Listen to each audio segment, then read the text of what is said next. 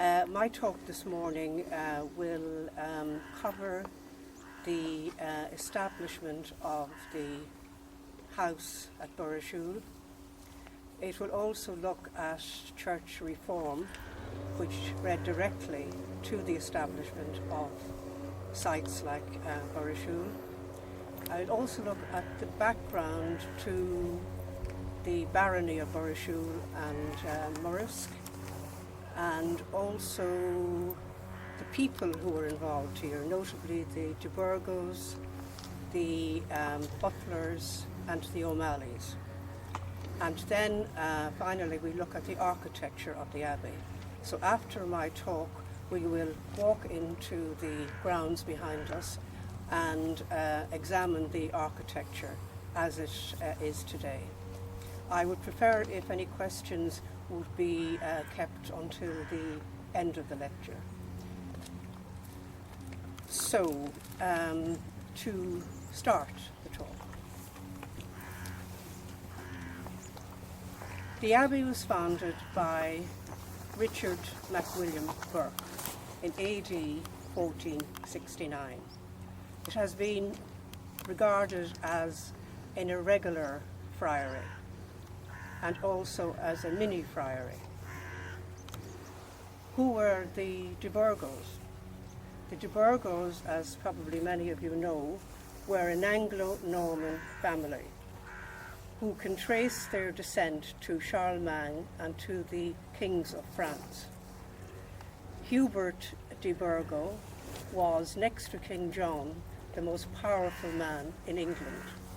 His son William came into Connaught and superseded Strongbow as the main person in the area. His son Richard was created Lord of Connaught at around about 1238 AD, after the invasion of Connaught.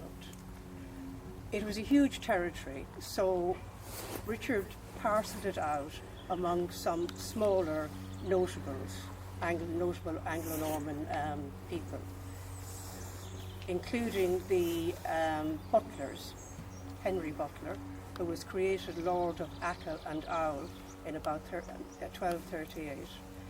Also the MacMorrises, the Costellers, etc., many Norman families whose names are still with us today. Why was the friary established here at Burrishoole?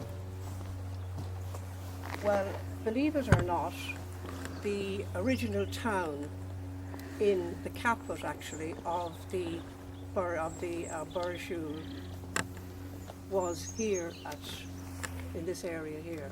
In fact, if you look over to your left or west, you'll see a sort of mound up on the hill there with a stone. That was the castle, or the remains of the castle, erected by Henry Butler when he established his town here at Burrishoole. Burrishoole incorporated the barony of Burrishoole, but the two O'Malls were known as Murrisk and Burrishoole latterly. So the town, Newport, the town that is now Newport, was actually here at this area, in this area of Burrishoole. The later English colonisation of the area described it as an abbey standing very pleasantly by a river, where ships of 500 tons may lie at anchor. So it was a very strategically located area, and not alone do you have the friary behind us, but you also had a convent, which you can see to the east when we have a look around the area. Now, to give you a little bit of information about the establishment of these friaries. By the 12th century, the Irish church, the monastic church, was totally corrupt.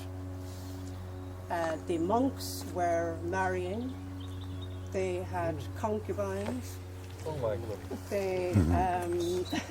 Their sons became abbots in this succession, and there was basically no discipline at all in the Irish Church.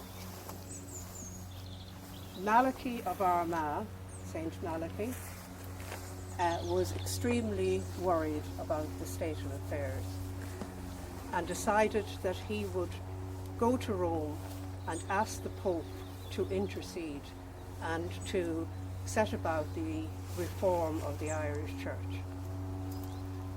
En route to Rome, he stopped at a place in France called Clairvaux, where he met St. Bernard.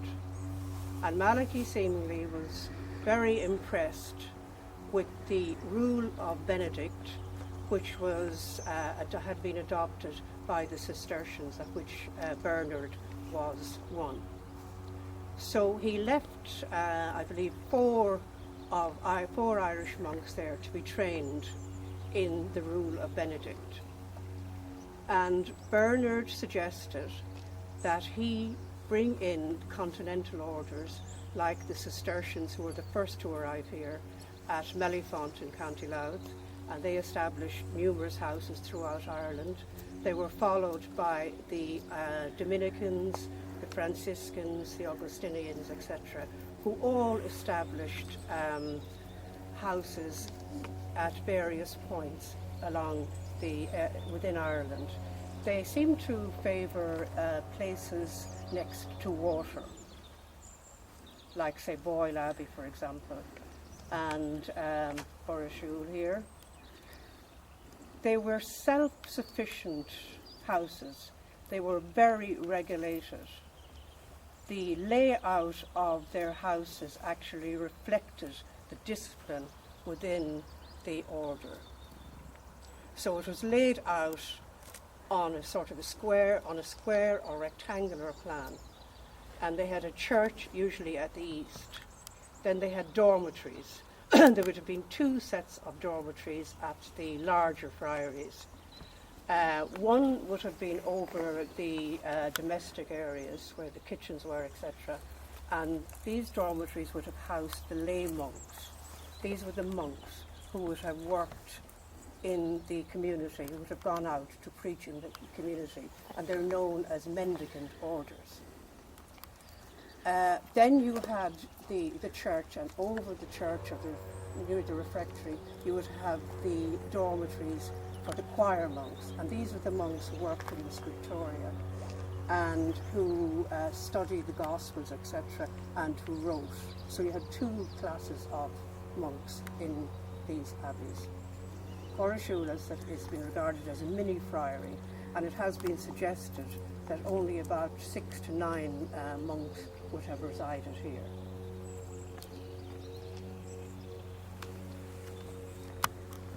So the abbey was founded in AD 1469 by Richard MacWilliam Burke, and was originally probably a wooden structure. Now, the reason it's been regarded as an irregular friary is that seemingly Richard MacWilliam Burke wanted to enter the order, so he encouraged the monks to build a house here on his land. But unfortunately, they forgot to get papal permission, which was mandatory, and the Pope didn't like it. So they had to reapply, and eventually the abbey as we know it, or the friary as we know it today, was established in 1469, and Richard entered the abbey, and which was common among the aristocracy at the time. He spent his last years as an inmate of the friary here.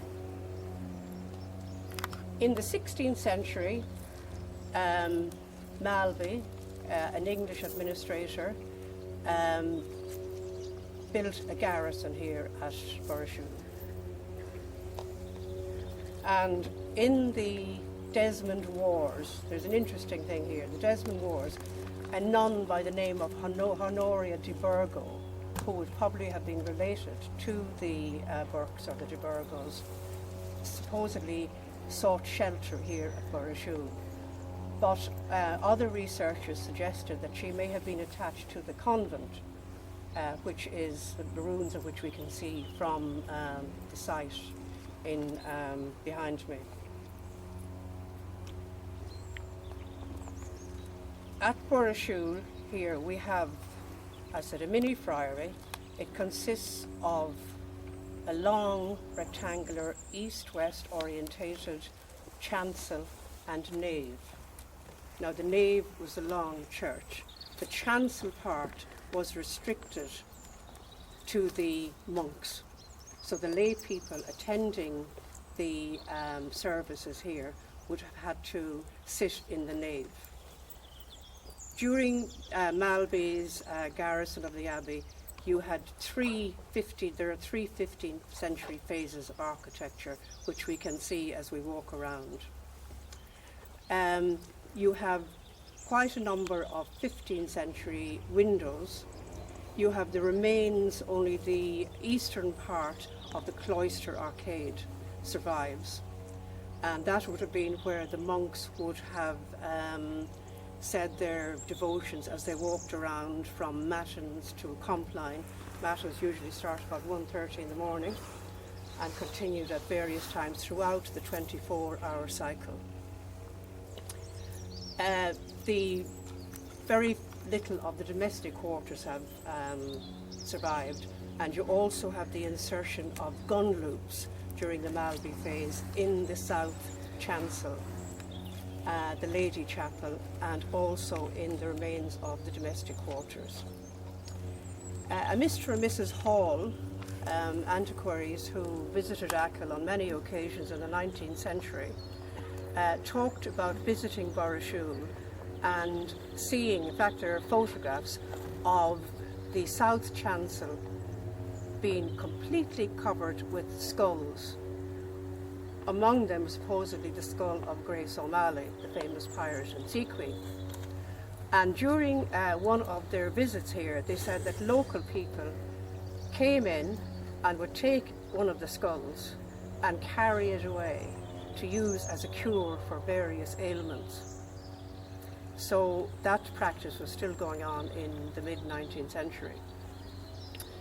Another antiquarian, MacParlan, who visited the area, described Burrishoole as a large, inelegant ruin, whereas John O'Donovan, the man who wrote the Ordnance Survey letters, accompanied the sappers, the Ordnance Survey engineers around Ireland, or described it as a fine ruin on the Gothic style.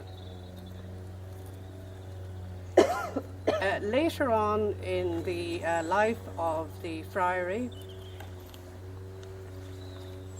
some local people found the De Burgo O'Malley Chalice, which stands at 23 centimetres in height and is considered one of the finest late medieval chalices in Ireland. It has been suggested that it may have been made in Galway, which had a good tradition of making silver at this time, and it bears the following inscription: Thomas de Burgo or Burke and Grania Nimalia caused me to be made for AD 1494. Thomas de Burgo was a grandson of Richard Burke, who founded the friary, and is said to have been a great grandaunt of the woman who became known as Grace O'Malley or Grania Whale. The friary was dissolved in 1580 during the dissolution of the monasteries, but seemingly it was re-established again in 1606 and continued in use up until the early 19th century.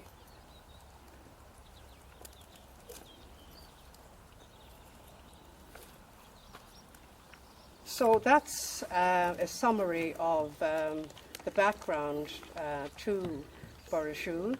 To recap, it was established in Burrishoole Mall, which means a town.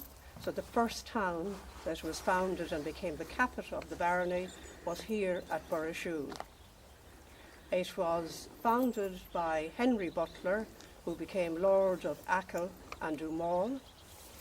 and whose descendants continued in the area down until the 15th century and probably later.